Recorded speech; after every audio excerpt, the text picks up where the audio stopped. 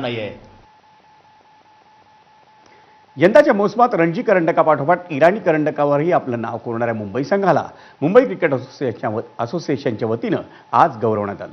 मुंबईनं यंदा तब्बल 27 वर्षांनी इराणी करंडक जिंकण्याची कामगिरी बजावली। अजिंक्य रहाणेच्या नेतृत्वाखाली मुंबईनं रणजी आणि इराणी करंडक जिंकण्याचा दुहेरी पराक्रम यंदा गाजवला। मुंबईच्या या संघाला मुंबई क्रिकेट असोसिएशनच्या वतीनं 1 कोटी रुपयांचं रोख इनाम घोषित करण्यात आलं।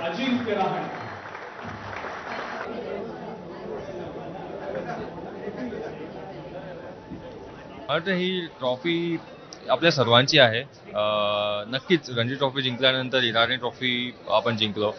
बरेच वर्ष इराणी ट्रॉफी आपण जिंकलो नव्हतो, 27 वर्षानंतर जिंकलो। सो हा दिवस, हे जे ओकेजन आहे फारच स्पेशल आहे। So as a players, as a captain, personally मी हेच प्रयत्न करेन की टीमला राईट मार्गाने गायडन्स करीन, चांगल्या मार्गावर ठेवीन आणि आम्ही आमचं फील्डवर बेस्ट परफॉर्मन्स देऊ।